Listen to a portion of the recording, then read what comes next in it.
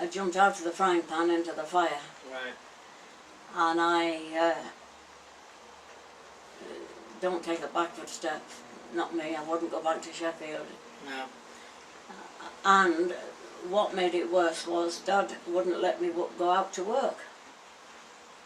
No, you can't go out to work. They'll stop me door. Right. If there's got a wage earner in the house. Right. And after about a month, I wore him down on that, and I said, look, I've got to find some money. I'd only the clothes I stood up in. Yeah. And everything was on ration. So I saw a job advertised, and I went in and applied for it. And it was in a bloody... No, I went to the labour exchange, that was it. They sent me down to this rope factory. It was right down steps, flight after flight. And you were actually looking at the water. In fact, you practically got your feet wet when you got down, and Yeah. used to make all the big ropes for the ships, just at Wall's End there. Yeah. And hated it. I didn't even start work. She showed me around, and I thought, no, not for me. Yeah. And I always remember walking back up these steps, flight after flight, to get up to the ground level. And right, she said, she was an old woman, Yeah. I will see you at 7:30 on Monday morning. And I thought, you'll be bloody lucky. Yeah. And I didn't go. Yeah. And I did find another job in London, actually, and off I went, but that's another story. Yeah. We're deviating from Phil and Yeah. Bella. But you were in real poverty, weren't you? So when you Oh, said... you've never known poverty like it. But when... I just remember names, not faces, and I couldn't tell you even where to begin, where they lived.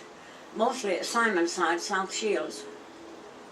Really? Yes. Yeah, well, that's quite upmarket up there, isn't it? Sorry, It's love? quite upmarket, Simonside, isn't it? It used to be. I don't know what it's like now. Yeah, it is. Yeah. Still, yeah. Simonside, South Shields. Well, parts of it are, definitely. And they were all posh. Yeah, it's on the Or sea. posher than we were. It's very close to the seafront, isn't it? Yeah, yeah. But anyway, I can't think of anything else to tell you. Characters. Harry, of course, was settled in Australia. Jerry settled in Leeds, in Yorkshire.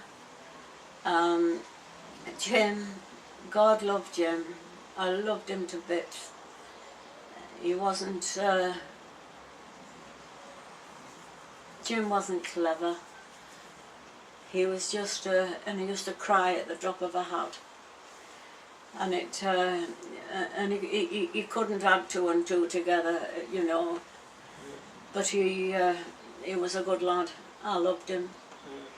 We were thrown together quite a bit, really, in our very young days, And So what happened to him then? Well, Jim married a local girl. She was quite a character. That would make a film all on its own, actually. Right. And had about, I don't know how many kiddies he had, about 5. He lost, funny, it's just dawned on me, Jim lost a girl when she was 14, she got killed, knocked down by a motorbike outside the school at South Shields. Since we lived up here in Tunstall Road. Alright. Yeah. And he had beautiful children, Jim, all big blue eyes and blonde hair. Yeah. And he just loved him. But his wife, the first time he took her in the pub to meet me dad, the usual question, what would you like to drink? Well, I'll have a small rum with a pint of beer. And ladies didn't do that in those days. But at the same time, good as gold, heart as big as a bucket, give you a last 2 tuppence if she had it, Right. But rough. She rung up once when we had the house in Tunstall Road. So there's a difference between just because you're poverty stricken doesn't mean to say you're rough.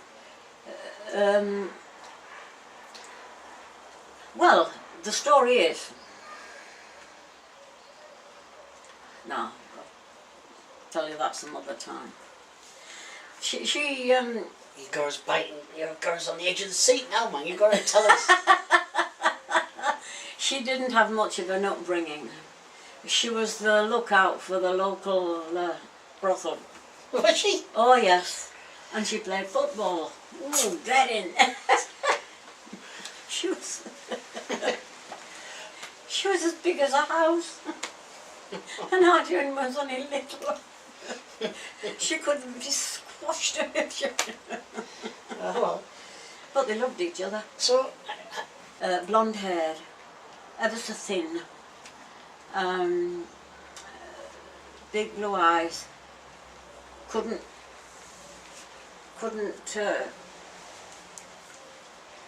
talk to you face to face. Used to gaze off, and yes, and used to talk, you know, and stutter a bit, and he was extremely nervous, was Jim. Very, very nervous. But as good as gold. I only know them as I was growing up, so were they. Yeah. And then I was missing 5 years, don't forget, in Sheffield. Yeah. Before I went home, and Jim was in the Navy then. Jim went all through Dunkirk landings, and then he came up. This was Jim. He was a simple soul, you know. But hang on, I thought Harry was in the Navy. Harry was in the Merchant Navy. All right. Jerry was in the Army. Yeah. And Jim was in the Navy. Right. And it was a call-up thing. There wasn't a question of choice. You know, you were called up at a certain age and you had to go. Yeah. And Jim, God love him, he went all through Dunkirk. And as fast as one boat got sunk underneath him and he got on another one, that one would go down as well. The lucky Jim. Yes, and the thing was, when they finally swum their way to shore, there was more than Jim, of course. The authorities didn't know what to do with him. They were soaking wet, the lot of them. They didn't know what to do with him. Yeah. And what did they do? They just give them rail tickets, put them on the train, go home, go home.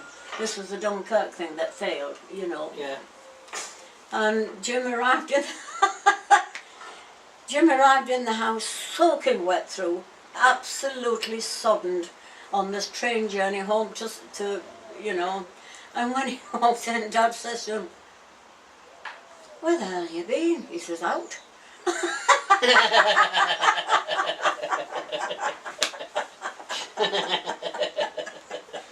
Never mentioned it. No?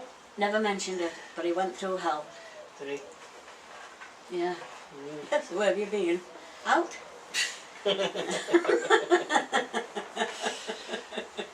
Right. But he would say that, not being funny or anything. No. He wouldn't know how to describe what he'd just been through. Right. He wouldn't know at all. Yeah.